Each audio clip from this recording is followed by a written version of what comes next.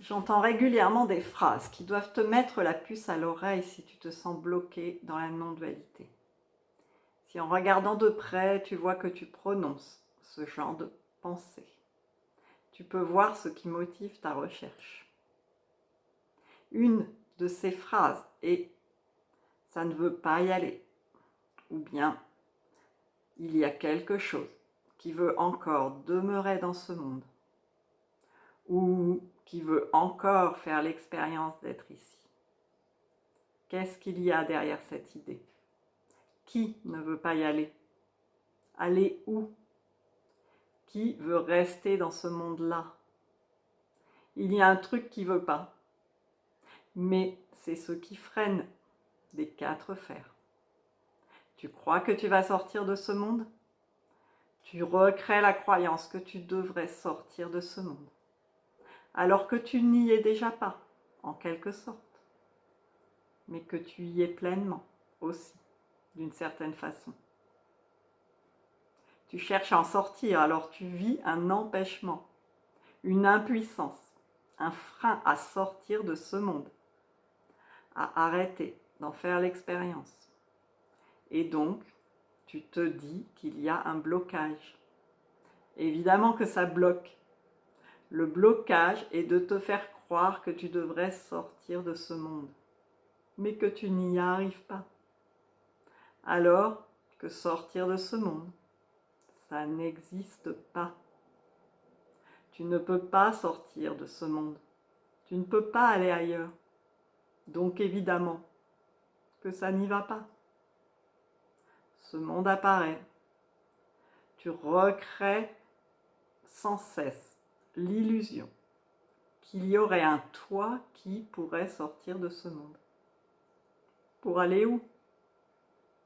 Ce serait qui, quoi, qui sortirait? Si tu vois la blague, c'est fini.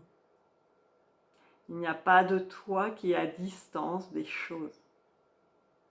Tu refuses l'expérience de la vie telle qu'elle se veut se montrer, sous une forme d'identification. C'est une façon d'apparaître pour jouer à toutes ces formes. Mais bref, c'est pas important même d'aller jusque-là. Ce que tu peux voir, c'est que dès que tu refuses une polarité, tu crées en simultané l'autre polarité. Donc, si tu veux juste l'impersonnel, si tu ne veux pas de la vie personnelle telle qu'elle se présente, tu crées la réalité des deux. Dès que tu fais ça, tu crées le blocage pour de vrai. Devoir sortir d'un endroit et ne pas pouvoir y arriver donne la réalité à « je devrais sortir de là ». Et comme je n'y arrive pas, je suis bloqué. Donc tu as créé le blocage. Alors que le blocage n'existe pas, car tu n'as déjà pas à sortir de là. Il n'y a que ça. Même si vouloir en sortir, c'est ça aussi. Mais ça, c'est drôle que quand tu vois que c'est ça, mais que tu n'as pas à en sortir. Tu n'as même pas à vouloir sortir de « je veux en sortir ». Tu n'as pas à essayer d'arrêter de vouloir faire cette expérience. Car en essayant d'arrêter de faire cette expérience, tu crées directement le refus de l'extérieur. Toute quête de solution va dans ce sens-là. Dès que tu fais ça, tu crées le problème pour de vrai. Est-ce que tu peux voir que tu crées le blocage dont tu crois être prisonnier simplement en pensant que tu dois te débloquer, qu'il y a une issue à trouver? Donc regarde bien ce que tu fais. Tu crois être bloqué, mais le blocage, c'est l'idée qu'il devrait y avoir une sortie.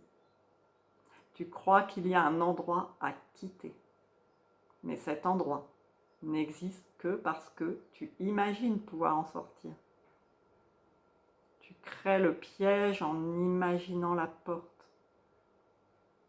Et tant que tu cherches la sortie, tu confirmes les murs. Mais il n'y a pas de pièce. Il n'y a que l'apparition de ce monde. Il n'y a que cette expérience, telle qu'elle se présente.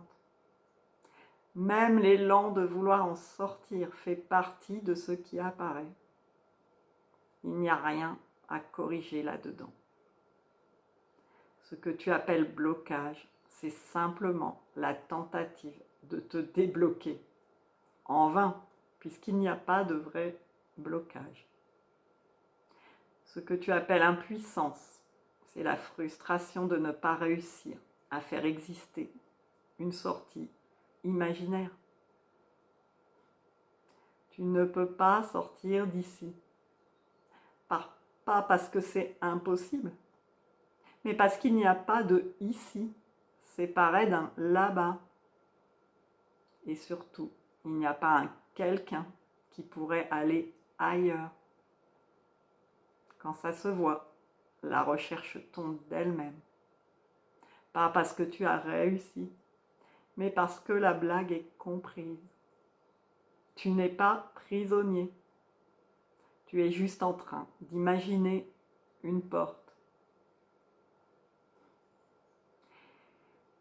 Et si pendant 10 secondes, tu ne faisais rien pour avancer, rien pour te débloquer, rien pour quitter quoi que ce soit, plus rien pour t'éveiller, juste être exactement là où tu crois être coincé. Regarde bien, quand tu ne cherches plus la sortie, est-ce qu'il y a encore une prison ? Quand tu ne veux plus y aller, est-ce qu'il y a encore un endroit à atteindre ? Peut-être que la liberté n'est pas au bout du chemin. Peut-être qu'elle est dans l'arrêt du mouvement qui cherche un ailleurs. Et puis, si tu cherches celui qui n'y va pas, qui ne sort pas, qui veut y rester, tu le mets où ? Cherche-le, celui qui ne veut pas y aller, celui qui ne sort pas, celui qui veut rester. Cherche-le vraiment. Il est où ? Regarde. Si tu le trouves, montre-le. Il a une forme, une limite, un contour.